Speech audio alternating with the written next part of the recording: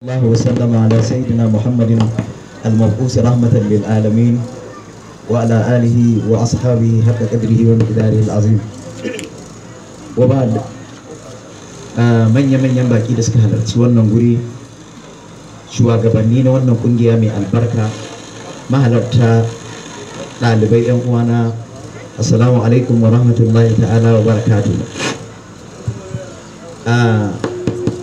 Alhamdulillahi da Allah ya sanya mu muka zama musulmi.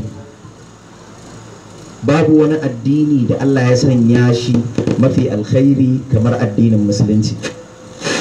Addini ne wanda Allah tabaraka wa ta'ala yake faɗa akan annabinsa cewa wa ma arsalnaka illa rahmatan lil alamin. Ba mu aiko ka ba ya Rasulullah sai dai dan ka zama rahama ga dukkan talikai. Talikai su ne duk abin da ba Allah ba, mala'iku, dabbobi, tsuntsaye, mutane, kowane irin abu sunan shi alam. Idan dai har annabi mu Muhammadu sallallahu alaihi wasallama ya zama shine mafi tausayin halitta, to ya kake tunanin koyarwar da zai yi ga al'ummarsa wajen su lura da al'ummarsa? Hakikanin gaskiya a irin wannan lokaci samun irin wannan kungiya a cikin al'umma abu ne mai wahala, da kuma ita wannan shugaba da ta zo ta yi magana a cikinmu cewa ita marainiya ce, ta rayu a cikin maraici, don haka babu abin da yake ɗauke mata hankali sai maraya ya za a yi ya zama mutum. Yan uwa, ina so mu ƙara sani cewa kullum abin da muke gudu ko muke nema abu guda biyu ne, shine mu rayu cikin jin daɗi, mu nesance wa wahala. Annabi sallallahu alaihi wasallama ya gaya mana cewa duk wanda yake so ya arziki ya yi nisa da talauci shine ya zama mai ciyar da maraya.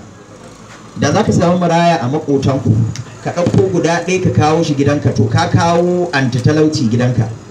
Duk hanyar da za ka yi talauci, Allah zai dubi wannan marayan ya lura da kai saboda shi.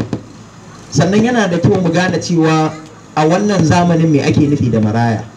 Maraya dai a addini na musulunci shine wanda mahaifinsa ya rasu shi ake cewa maraya. Wanda babarsa ta rasu ba sunan shi maraya ba, ko kuma wanda mahaifinsa ya rasu amma shi ya balaga, wannan shi ma ba maraya bane. Idan mutum mahaifinsa ya rasu, mahaifiyarsa ta rasu, ana kiransa da yaren larabci latin, ma'ana an mare shi ta nan, an mare shi ta nan. Abin da nake so in ganar da mu shine akwai wasu mutane wanda suna da uwa suna da uba, amma su kansu marayu ne a wannan yanayi da muke ciki. Shi ma uban da za ka yi masa taimakon da maraya yake nema, shi ma zai samu wata nutsuwa a zuciyarsa, Allah ya yi masa wani abu.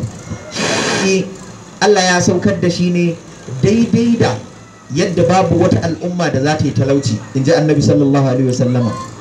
Idan ka ga wani ya yi talauci, to wani ne ya rike masa nasa arzikin. Ma'ana wanda suke cikin musiba, wanda suke da dama, arzikinsu yana hannunsu.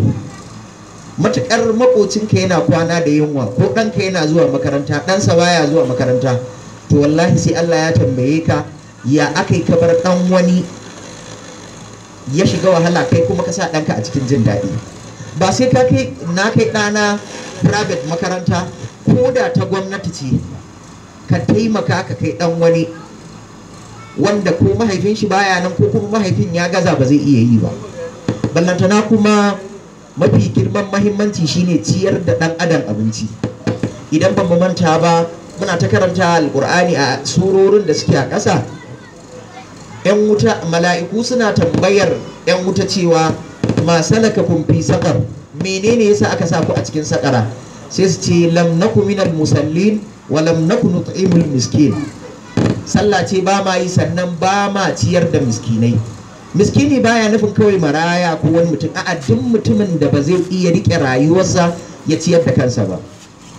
Yan uwana, mu sani cewa annabi sallallahu alaihi wasallam ya gaya mana kullukum ra'in wa kullukum mas'ulun an ra'iyatihi.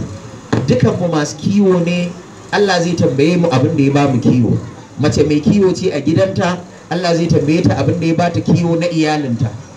Don haka shugaba mai kiwo ne, Allah zai tambaye shi abin da ya bashi shugabanci. Makoci mai arziki mai kiwo ne, Allah zai tambaye shi akan haƙƙin talakawa makota a kusa da shi. Annabi sallallahu alaihi wasallam yana gaya mana al-fuqara iyalullah, talakawa iyalin